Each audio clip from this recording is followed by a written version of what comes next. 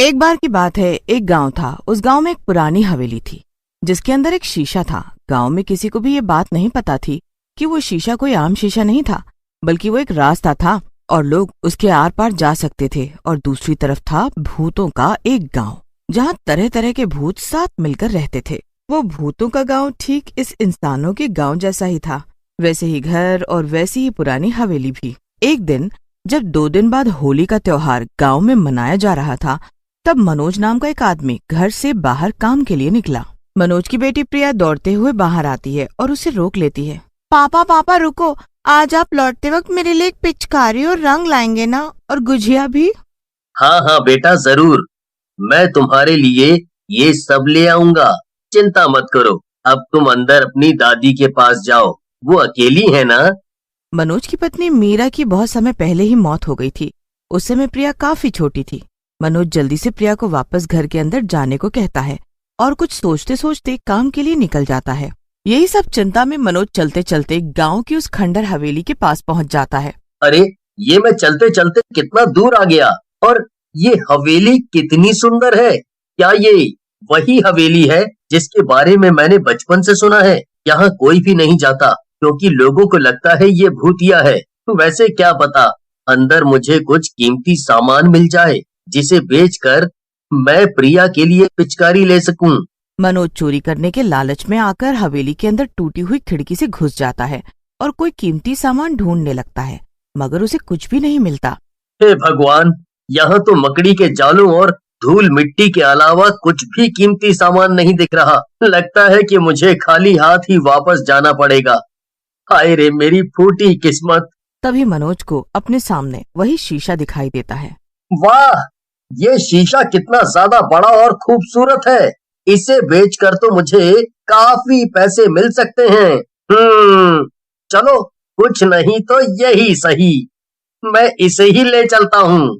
मनोज शीशे को उठाने की कोशिश करने लगता है, पर तभी उसका पैर फिसल जाता है, जिस कारण से मनोज शीशे के अंदर गिर जाता है। अंदर गिरने के बाद मनोज भूतों के गांव में पहुंच जाता है। ये क्या हुआ अचानक से? ये मैं शीशे के आर पार कैसे आ गया? ये सब क्या हो रहा है? बाहर चलकर देखता हूँ कि आखिर ये कैसी जगह है। मनोज हवेली से बाहर निकलकर गांव में घूमने निकल जाता है, पर गांव का नजारा देखकर मनोज की हालत खराब हो जाती है। ये सब क्या है? यहाँ तो मुझे कोई भी इंसान नहीं दिख रहा। सब कहाँ चले गए भला? कोई है? कोई है? चलो, अपने घर को चलकर देखता हूँ, प्रिया जरूर होगी वहाँ। मनोज अपने घर की तरफ बढ़ता है, पर उसके होश उड़ जाते हैं जब वो घर के बाहर एक चुड़ैल को बैठे देखता है। उस चुड़ैल के चेहरे पर रंग लगा हुआ था, पर मनोज को घर के अंदर कोई भी नहीं दिखता। आखिर ये सब हो क्या रहा है? नहीं, मुझे यहाँ नहीं रहना चाहिए, वापस हवेली में जाना चाहिए। वो शीशे से बाहर निकलकर शायद मैं अपनी दुनिया में पहुंच जाऊं। जरूर ये भूतों की दुनिया है। मनोज को वापस लौटते वक्त रास्ते में कई चुड़ैलें और भूत दिखाई देते हैं। मनोज डर के मारे एक पेड़ के पीछे छुप जाता है। तभी मनोज के पेड़ के पास से एक भूतिया बच्चा गुजरता है और उसके हाथ से उसकी पिचकारी वही गिर जाती है। भूतिया बच्चे के जाते ही मनोज उस पिचकारी को उठा लेता है। ये तो सोने की पिचकारी है। ये भूत लोग सोने की पिचकारियों से होली खेलते हैं। वाह, कमाल हो गया। ये तो लगता है कि मेरा काम बन गया। मनोज उस पिचकारी को अपने कपड़े में छिपा कर रख लेता है। तो तभी कुछ दूर पर उसकी नजर पड़ती है कि कुछ दूर पर भूत मिलकर खून की होली खेल रहे थे। ये सब तो खून की होली खेल रहे हैं। अगर मुझे इन सब से बचना है तो मुझे भी इन सब में घुलना मिलना होगा। एक काम करता हूँ, कहीं से थोड़ा रंग ढूंढ कर खुद को पूरा रंग देता हूँ, फिर ये लोग मुझे बिल्कुल नहीं पहचान पाएंगे। इसमें खतरा तो बहुत है, पर मुझे प्रिया के लिए ये करना ही होगा। वो घर पर मेरा इंतजार कर रही है। मनोज धीमे से उठता है और पास में एक टेबल पर रखे हुए रंग जल्दी से अपने पूरे मुंह और कपड़े पर लगा लेता है। तभी पीछे से किसी की डरावनी आवाज सुनाई देती है। तुम कौन हो? पहले तो कभी तुम्हें यहाँ नहीं देखा। मनोज बहुत डर जाता है, फिर भी वो डरावनी आवाज निकालकर भूत से कहता है, मैं तो यहाँ दूसरे गांव से तुम लोगों की भूतिया होली पार्टी देखने आया था। मैंने सुना है यहाँ बड़े अच्छे से मनाई जाती है होली। बिल्कुल, हमारे यहाँ तो होली खेलने के लिए रंग से लेकर इंसानों का खून भी मौजूद है। इतना ही जिंदा इंसानों और जानवरों से बनी मिठाइयाँ भी हैं। बताओ, तुम क्या खाना चाहोगे? मैं तुम्हारे लिए शुद्ध देसी घी से बनी गुजिया लेकर आता हूँ फिर। थोड़ी ही देर में भूत गुजिया का डब्बा लेकर आ जाता है। ये लीजिए, खाइए और ले जाइए, अपने गांव में भी खिलाइएगा भूतों को। भूत वहाँ से गायब हो जाता है और मनोज बचते बचते हवेली की तरफ जाने लगता है कि तभी उसे हवेली के ठीक सामने एक चुड़ैल दिखाई देती है। अब तुम कौन हो और यहाँ क्या कर रही हो? मुझे तुम कोई भूत तो नहीं लगते, कहीं तुम कोई इंसान तो नहीं? ये सुनकर मनोज डर के मारे कांपने लगता है। तुम यहाँ के बाकी बेवकूफ भूतों को चकमा दे सकते हो, पर मुझे नहीं। तभी वहाँ दूसरी चुड़ैल भी आ जाती है। अरे इसे जाने दो, इसने कुछ नहीं किया और तुम जाओ यहाँ से, जाकर अपनी होली कहीं और मनाओ। अरे रे, भला तू यहाँ पर कहाँ से आ गई? और तू जानती है क्या इस इंसान को जो इसे बचाना चाह रही है? अरे हाँ, मैं जानती हूँ और मैं तुम्हें इसे नुकसान नहीं पहुँचाने दूंगी, बिल्कुल नहीं। इसकी बेटी इसका घर पर इंतजार कर रही है, मैं इसे घर पहुँचा कर ही रहूंगी। क्या बेटी? भला इस सब से मुझे क्या, मेरा क्या लेना देना? मुझे तो बस अभी भूख लगी है और मैं इसे अभी के अभी खाऊंगी। होली के दिन मेरी भी पार्टी हो जाएगी।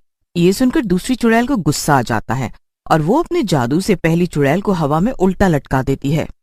जाओ मनोज, जल्दी से उस शीशे से वापस अपनी दुनिया में चले जाओ, प्रिया तुम्हारा इंतजार कर रही है। क्या तुमने मुझे अब तक पहचाना नहीं मनोज? मैं और कोई नहीं, मीरा हूँ, तुम्हारी पत्नी मनोज, तुम्हारी पत्नी। मरने के बाद हम सभी भूत और चुड़ैल इसी दुनिया में रहते हैं मनोज, और तुम जब यहाँ आए तभी मुझे पता चल गया था तुम्हारा यहाँ होना खतरे से खाली नहीं है। ये सारे भूत और चुड़ैल इंसानों के खून के प्यासे हैं, लेकिन आज यहाँ होली पार्टी चल रही है, इसीलिए सब उसी में व्यस्त हैं। तुम अब यहाँ से जल्दी जाओ। मुझे बचाने के लिए शुक्रिया मीरा। मैं बहुत खुशकिस्मत हूँ जो तुमसे फिर से मिल सका, और ये मुलाकात मैं कभी नहीं भूल पाऊंगा। तुम्हारा शुक्रिया मीरा, और मैं प्रिया को तुम्हारे बारे में बताऊंगा। और हाँ, हम दोनों तुम्हें बहुत याद करते हैं। ये सब मीरा के भूत से कहते हुए मनोज रोने लगता है और रोते रोते हवेली के अंदर आ जाता है। वो सीधा उस शीशे के पास जाता है और उसमें कूदकर वो अपनी असली दुनिया में बाहर निकल जाता है। मनोज जल्दी से वो गुजिया का डब्बा लेकर और सोने की पिचकारी लेकर घर आ जाता है प्रिया के पास। पापा, मैं कब से आपका इंतजार कर रही थी, आपने कितनी देर लगा दी। माफ करना बेटा, मुझे आने में जरा सी देर हो गई, लेकिन देखो ना, मैं तुम्हारे लिए कितना कुछ लाया हूँ। अरे वाह पापा, गुजिया, और ये क्या? ये तो सोने की पिचकारी लग रही है। हाँ प्रिया, ये सोने की ही पिचकारी है। कल इसे बाजार में बेचकर मैं बहुत सारे पैसे ले आऊंगा, फिर मैं तुम्हारे लिए अच्छी सी पिचकारी और रंग लाऊंगा। क्या सच में पापा? ये तो बहुत अच्छी बात है। क्या तुम्हें पता है प्रिया, आज मुझे तुम्हारी माँ मिली थी, उसी ने मुझे ये सब किया और कहा कि तुम्हारा हमेशा ख्याल रखो। क्या सच में पापा, आप माँ से मिले? वो मुझे याद करती है क्या? बताओ ना पापा, और क्या क्या कहा माँ ने? एक साथ इतने सवाल। प्रिया, तुम भी अपनी माँ पर ही गई हो। बैठो, मैं तुम्हें सब कुछ बताता हूँ। फिर मनोज और प्रिया ने मीरा के बारे में खूब बातें की और अगले दिन सोने की पिचकारी को बेचकर मनोज को काफी पैसे मिल जाते हैं, जिससे वो एक नया बिजनेस शुरू करता है और फिर दोनों बाप बेटी सुकून से रहने लगते हैं।